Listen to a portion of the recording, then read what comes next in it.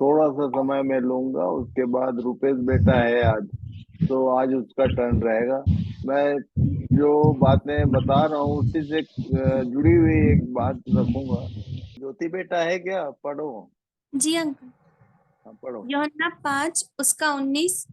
मैं तुमसे सच सच कहता हूँ, पुत्र आपसे कुछ नहीं कर सकता, केवल वह जो पिता को करते देखता है, क्योंकि जिन जिन कामों को वह करता है उन्हें पुत्र भी उसी रीति से करता है। तो मैंने बीच में एक दिन इस लाइन को पढ़वाया था पर छोड़ दिया था। उसी को मैं फिर से एक बार प्रकाशित करूंगा। प्रभु ने मुझसे कहा कि ये छूट गया है। तो मैं सबके लिए बात बताना चाहता हूँ कि जिन जिन कामों को पिता करता है, पुत्र भी उसी रीति से उसको यहाँ करता है। ऐसा उसने क्लेम किया था 5 अध्याय यूहन्ना में। तो मैं जैसे उस दिन बोलते बोलते बताया था कि एक्चुअल एक चंगाई हुई थी और जिसके लिए बड़ा वहाँ विवाद फंसा था। और तब उसी के उत्तर में यीशु ने ये कहा था कि जो कुछ पिता करता है, वो जो पिता को करते देखता हूँ, मैं सेम वही काम यहाँ करता हूँ। तो मैं ये लाइन बोला था कि वहां भी ये रोग बीमारी चंगाई ये सब होता है क्या? क्योंकि ये जो बातचीत चल रही थी उसी कारण हो रही थी। आप 5 अध्याय को पूरा पढ़ना तो समझ में आएगा। पर मैं आज बताना चाहता हूँ कि कौन से काम के विषय में यीशु ने क्लेम किया था कि जिस रीति से पिता करता है वैसे ही मैंने किया। रुपेश बेटा पढ़ो इसको। जी दादा। In the beginning, every angel was sinless to begin with. Lucifer, the ruling cherub of earth, is described as perfect in thy ways from the day that thou was created, till iniquity was found in thee.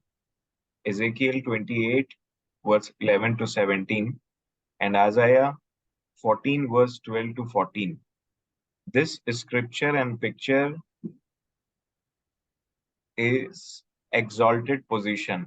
Angels were given power and authorities to rule. तो परमेश्वर ने जब इनकी रचना की थी उत्पत्ति एक के एक पद में, तो जब उसने स्वर्ग की रचना की, स्वर्गीय ये जो बीइंग्स हैं उनको बनाया, उसने स्वर्गदूतों की रचना की तो उनको परफेक्ट बनाया था।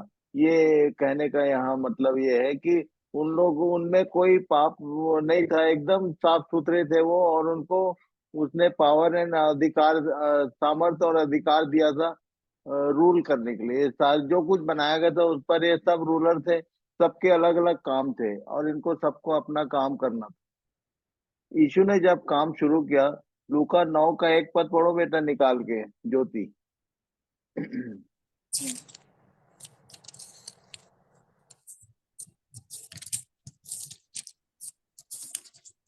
लूका लूका 9 नौ 1। जी। लूका 9 उसका 1। फिर उसने 12 को बुलाकर उन्हें सब दुष्ट आत्माओं और जब बीमारियों उसने को काम आरंभ किया तो 12 लोगों को बुलाया और क्या किया? उनको उन्हें बुलाया सब और सब दुष्ट आत्माओं और बीमारियों को दूर करने की सामर्थ और अधिकार दिया। दो चीज दिया उनको। He gave them power and authority. जो काम परमेश्वर ने स्वर्गदूतों के साथ किया था, सेम वही इसी बात को क्लेम कर रहा था यीशु, कि जिस रीति से पिता काम करता है, पुत्र भी उन्हीं कामों को उसी रीति से करता है। मतलब उसने जैसे स्वर्गदूतों की रचना हुई थी, उनको सामर्थ्य और अधिकार दिया रूल करने के लिए, वैसे ही जिनको उसने बुलाया है। कलीसिया शब्द का मतलब ही है जितने लोग कलीसिया में शामिल हैं या जितने लोग यीशु के को फॉलो करते हैं, जिन लोग उसके ऊपर विश्वास करते हैं, उस लहू से धुले धोए गए, ये सब के सब रूल करने के लिए बुलाए गए हैं। और परमेश्वर ने जैसे ये एग्जाम्पल है कि उसने जिनको बुलाया उनको कुछ दिया और उसके बाद भेजा। तो आप एक बात को याद रखना कि आप यदि उसकी बुलाहट में हैं, आपने उसकी आवाज सुनना है या सुनना शुरू किए हैं, तो आप भी बुलाए हुए लोगों में शामिल है। चाहे एकदम नए हो चाहे पुराने, सब लोग इस बात को याद रखें कि वो किसी को बुलाता है तो यूं ही नहीं भेजता, वो सामर्थ्य और अधिकार देता है, पावर एंड अथॉरिटी। ये दो चीज आज मैं एक एग्जांपल देना चाहता हूँ। ये जो नक्सलाइट्स होते हैं, उनके पास लेटेस्ट गन होता है। और जो हमारे पुलिस वाले ऑन ड्यूटी होते हैं, उनके पास पुराना जमाने का वो गन होता है जो बीच में कभी कभी चलता भी नहीं है।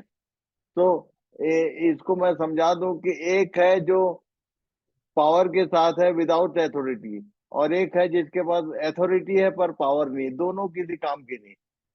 दोनों चीज होना चाहिए हमारे पास, पावर एंड अथॉरिटी। और उसके बाद उसने मत्ती 28 का 18 19 20 देखो, पढ़ो तो। यीशु ने उनके पास आकर कहा कि स्वर्ग और पृथ्वी का सारा अधिकार मुझे दिया गया है। इसलिए तुम जाकर सब जातियों के लोगों को चेला बनाओ और उन्हें पिता और पुत्र और पवित्र आत्मा के नाम से बपतिस्मा दो, और उन्हें सब बातें जो मैंने तुम्हें आज्ञा दी है मानना सिखाओ। और देखो, मैं जगत के अंत तक सदैव तुम्हारे संग हूँ। और इसमें से इसने जो कुछ कहा, मैं आपको याद दिलाऊं, इश्यूज हमेशा एक कुछ कुछ एक लाइन बोला करते थे कि आकाश और पृथ्वी टल जाएंगे पर जो मेरी बातें हैं वो नहीं टलेंगी, जो मैंने कह दिया वो फाइनल है। तो यीशु ने उनके पास आकर उनसे कहा था, सबसे पहले तो डिक्लेयर किया कि स्वर्ग और पृथ्वी का सारा अधिकार मुझे दिए गया, और तब उसी अधिकार के साथ उसने हमको अधिकारी बनाया कि तुम जाओ और एक काम करो। ये शैतान के विषय में एक बात लिखा है, लूका 4 उसके 5 और 6 पद पढ़िए। तब शैतान उसे ले गया, और परमेश्वर ने उनको आशीष दी और उनसे कहा, फूलो फलो और पृथ्वी में भर जाओ और उसको अपने वश में कर लो, और रुको समुद्र रुको, की मछलियों। एक मिनट, ये कुछ सिस्टम गड़बड़ा है। लूक 4 का 5 और 6 निकाल के पढ़ लो। जी जी जी।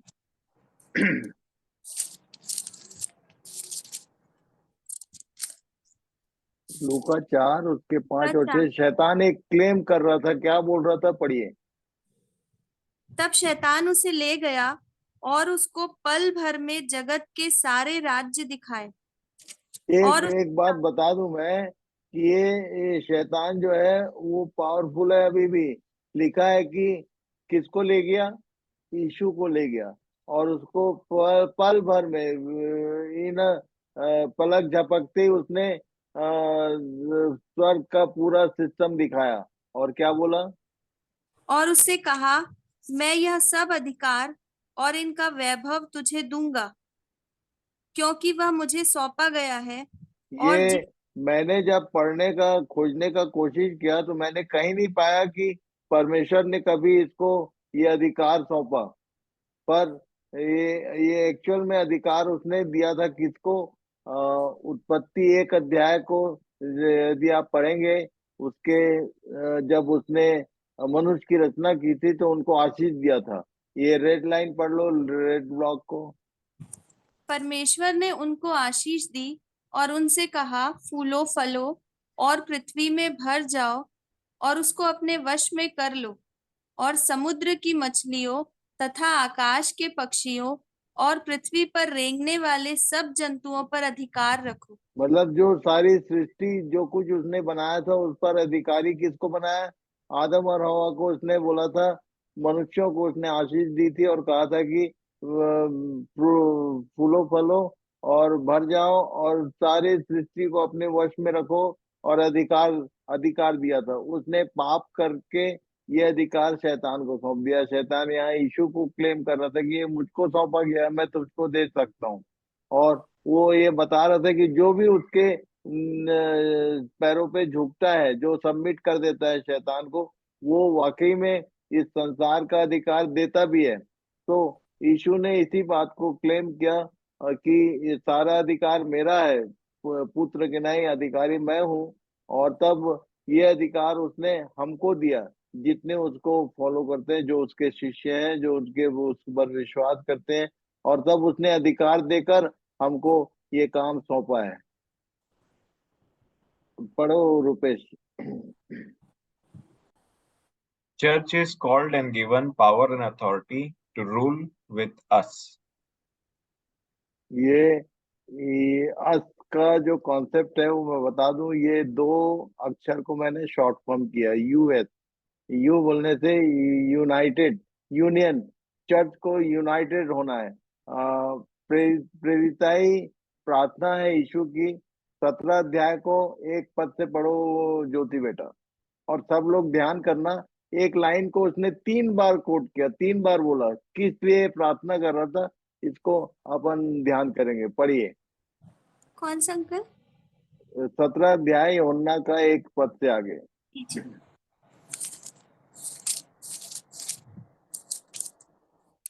यूहन्ना 17 पहले वचन से, यीशु ने ये बातें कही और अपनी आंखें आकाश की ओर उठाकर कहा, हे पिता, वह घड़ी आ पहुंची है, अपने तो मैं पुत्र की। आप लोगों को सबको बता दूं कि बीइंग ए स्कॉलर हम लोग को मालूम होना चाहिए प्रभु की प्रार्थना किसको बोलते हैं, मालूम है?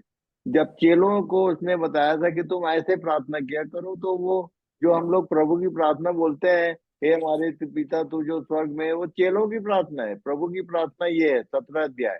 ये उसने प्रार्थना किया था अपने पिता से। क्या लिखा? हे पिता, पढ़ते जाओ। वह घड़ी आ पहुंची है, हम्म, अपने पुत्र की महिमा कर, कि पुत्र भी तेरी महिमा करे, क्योंकि तूने उसको सब प्राणियों पर अधिकार दिया, कि जिन्हें तूने उसको दिया है उन सब को वह अनंत जीवन दे। और अनंत पर जीवन यह है कि वे तुझ एकमात्र सच्चे परमेश्वर को और यीशु मसीह को जिसे तूने भेजा है जाने। जो पढ़ते जाओ। कार्य जो कार्य तूने मुझे करने को दिया था, उसे पूरा करके मैंने पृथ्वी पर तेरी महिमा की है। अब हे पिता, तू अपने साथ मेरी महिमा उस महिमा से कर जो जगत की सृष्टि से पहले मेरी तेरे साथ थी। मैंने तेरा नाम उन मनुष्यों पर प्रकट किया है जिन्हें तूने जगत में से मुझे दिया। वे तेरे थे और तूने उन्हें मुझे दिया, और उन्होंने तेरे वचन को मान लिया है। अब वे जान गए हैं कि जो कुछ तूने मुझे दिया है वह सब तेरी ओर से है, क्योंकि जो वचन तूने मुझे दिए मैंने उन्हें उनको पहुंचा दिए, और उन्होंने उनको ग्रहण किया, और सच सच जान लिया है कि मैं तेरी ओर से आया हूँ, और विश्वास कर लिया है कि तू ही ने मुझे भेजा। मैं उनके पढ़ते लिए जाओ। जी, मैं उनके लिए विनती करता हूँ, संसार के लिए विनती नहीं करता, परंतु उन्हीं के लिए जिन्हें तूने मुझे दिया है, क्योंकि वे तेरे हैं, और जो कुछ मेरा है वह सब तेरा है, और जो तेरा है वह मेरा है, और इनसे मेरी महिमा प्रकट हुई है। मैं अब जगत में न रहूंगा, परंतु ये जगत में रहेंगे, और मैं तेरे पास आता हूँ। हे पवित्र पिता, अपने उस नाम से जो तूने मुझे दिया है उनकी रक्षा कर, कि वे हमारे समान एक हो। जब मैं उनके साथ था तो मैंने तेरे उस नाम से जो तूने मुझे दिया है उनकी रक्षा की। मैंने उनकी चौकसी की, और विनाश के पुत्र को छोड़ उनमें से कोई नष्ट नहीं हुआ, इसलिए कि पवित्र शास्त्र में जो कहा गया वह पूरा हो। अब मैं तेरे पास आता हूँ, और ये बातें जगत में कहता हूँ कि वे मेरा आनंद अपने में पूरा पाए। मैंने तेरा वचन उन्हें पहुंचा दिया है, और संसार ने उनसे बैर किया, क्योंकि जैसा मैं संसार का नहीं वैसे ही वे भी संसार के नहीं। मैं यह विनती नहीं करता कि तू उन्हें जगत से उठा ले, परंतु यह कि तू उन्हें उस दुष्ट से बचाए रख। जैसे मैं संसार का नहीं वैसे ही वे भी संसार के नहीं। सत्य के द्वारा उन्हें पवित्र कर, तेरा वचन सत्य है। जैसे तूने मुझे जगत में भेजा वैसे ही मैंने भी उन्हें जगत में भेजा, और उनके लिए मैं अपने आप को पवित्र करता हूँ, ताकि वे भी सत्य के द्वारा पवित्र किए जाए। मैं केवल इन्हीं के लिए विनती नहीं करता, परंतु उनके लिए भी जो इनके वचन के द्वारा मुझ पर विश्वास करेंगे, कि वे सब एक हो, जैसा तू हे पिता मुझ में है और मैं तुझ में हूँ, वैसे ही वे भी हम में हो, जिससे संसार विश्वास करे कि तू ही ने मुझे भेजा है। वह महिमा जो तूने मुझे दी मैंने उन्हें दी है, कि वे वैसे ही एक हो जैसे कि हम एक हैं, और मैं उनमें और तू मुझ में, कि वे सिद्ध होकर एक हो जाए, और संसार जाने कि तू ही ने मुझे भेजा, और जैसा तूने मुझसे प्रेम रखा वैसा ही उनसे प्रेम रखा। हे पिता, मैं चाहता हूं कि जिन्हें तूने मुझे दिया है, जहां मैं हूं वहां वे भी मेरे साथ हो, कि वे मेरी उस महिमा को देखें जो तूने मुझे दी है, क्योंकि तूने जगत की उत्पत्ति से पहले मुझसे प्रेम रखा। हे धार्मिक पिता, संसार ने मुझे नहीं जाना, परंतु मैंने तुझे जाना, और इन्होंने भी जाना कि तू ही ने मुझे भेजा है। मैंने तेरा नाम उनको बताया और बताता रहूंगा, कि जो प्रेम तुझको मुझसे था वह उनमें रहे और मैं उनमें रहूं। तो इस पूरे अध्याय में यदि आप लोग ध्यान करेंगे तो बार बार एक चीज बोल रहा था कि ये कैसे भी करके एक रहें, एक हों। जैसे मैं और तू एक हैं वैसे ये भी आपस में एक हों। तो यूनियन, ये जो यू जो शब्द है वो यूनियन से मतलब है कि वो चाहता था कि ये एकदम एक वन बॉडी, एक एक फैमिली, एक देह के समान होकर इस पृथ्वी पर काम करें। पहली बात तो ये कि एक हो। दूसरी बात पौलुस ने कहा था, जो दिन हम लोगों ने देखा था कि ये क्या बोलते हैं, संतोष सहित भक्ति सबसे बड़ी कमाई है। संतोष होना चाहिए, सेटिस्फेक्शन।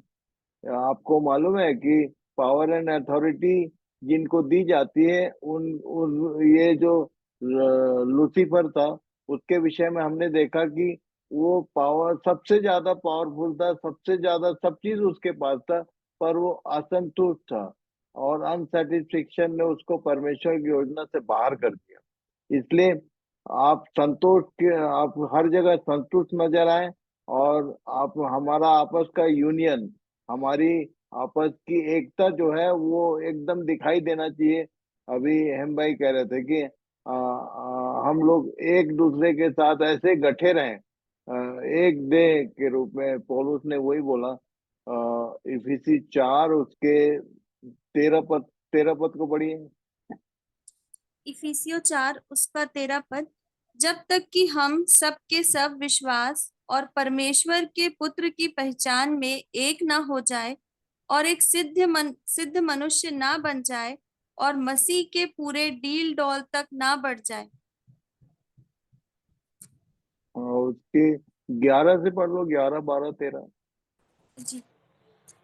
उसने कुछ को प्रेरित नियुक्त करके, और कुछ को भविष्यवक्ता नियुक्त करके, और कुछ को सुसमाचार सुनाने वाले नियुक्त करके, और कुछ को रखवाले और उपदेशक नियुक्त करके दे दिया, जिससे पवित्र लोग सिद्ध हो जाए और सेवा का काम किया जाए, और मसीह की देह उन्नति पाए, जब तक आगे कि हम जी पढ़ते जाओ। जी जब जब तक तक कि कि हम हम सबके सब विश्वास और परमेश्वर के पुत्र की पहचान में एक ना हो जाए, और एक सिद्ध मनुष्य ना बन जाए, और मसीह के पूरे डील डॉल तक ना बढ़ जाए, आगे ताकि हम आगे को बालक न रहे, जो मनुष्यों की ठग विद्या और चतुराई से, उनके भ्रम की युक्तियों के और उपदेश के हर एक झोंके से उछाले और इधर उधर घुमाए जाते हो, वरन एक प्रेम वर्ष में और आगे, हाँ, एक एक लाइन और आगे बोल।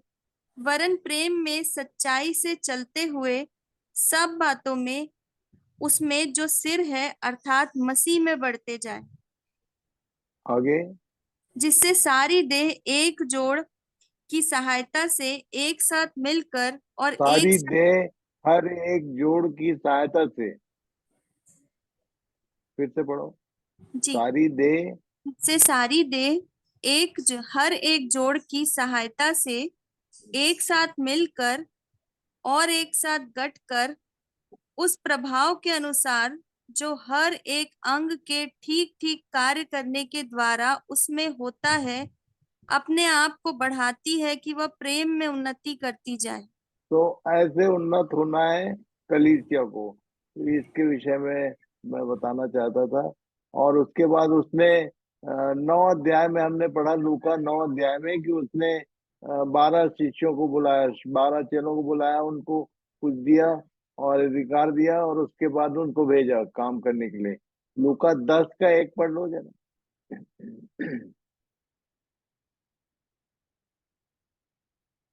लूका 10 का 1।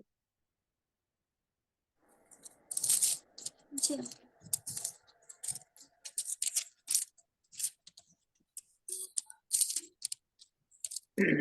लूका 10 उसका 1 वचन।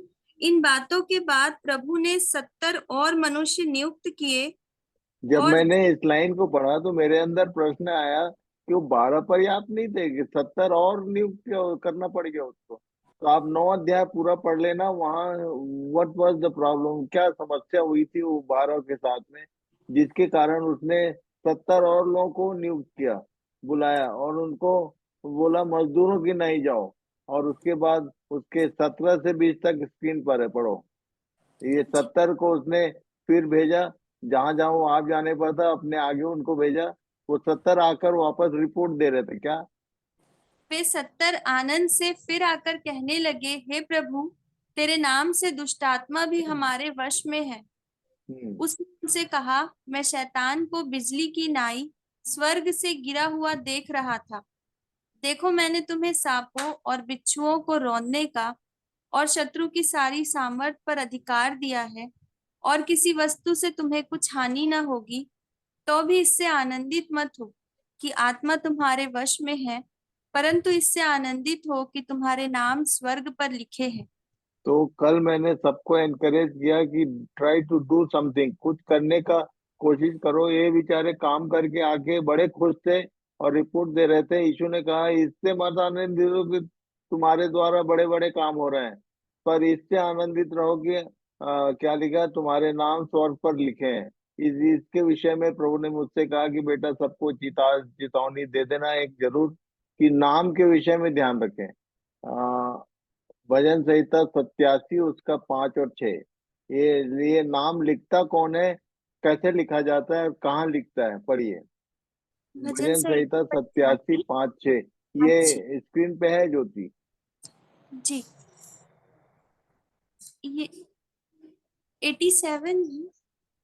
87 5 and 6। जी।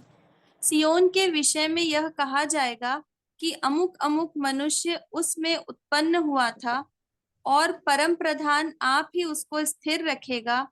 यहोवा जब देश देश के लोगों के नाम लिखकर गिन लेगा, तब यह कहेगा कि यह वहां उत्पन्न हुआ था। तो ये नाम लिखने के विषय में कल हम लोगों ने ध्यान किया था कि जिनकी जिस किसी का नाम उस पुस्तक में लिखा हुआ ना मिला, वो आग की झील में डाला गया। और वो महाक्लेश के आने के पहले जिनका नाम लिखा हुआ है उनको वो बच निकलेंगे, ऐसा हम लोगों ने कल पढ़ा था।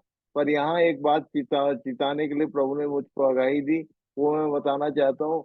निर्गमन 32 उसके 31 32 33 में कुछ इन्फॉर्मेशन है, पढ़िए। मूसा यहोवा के पास जाकर कहने लगा कि हाय हाय, उन लोगों ने सोने का देवता बनवाकर बड़ा ही पाप किया है। तो भी अब तू उनका पाप क्षमा कर, नहीं तो अपनी लिखी हुई पुस्तक में से मेरे नाम को काट दे।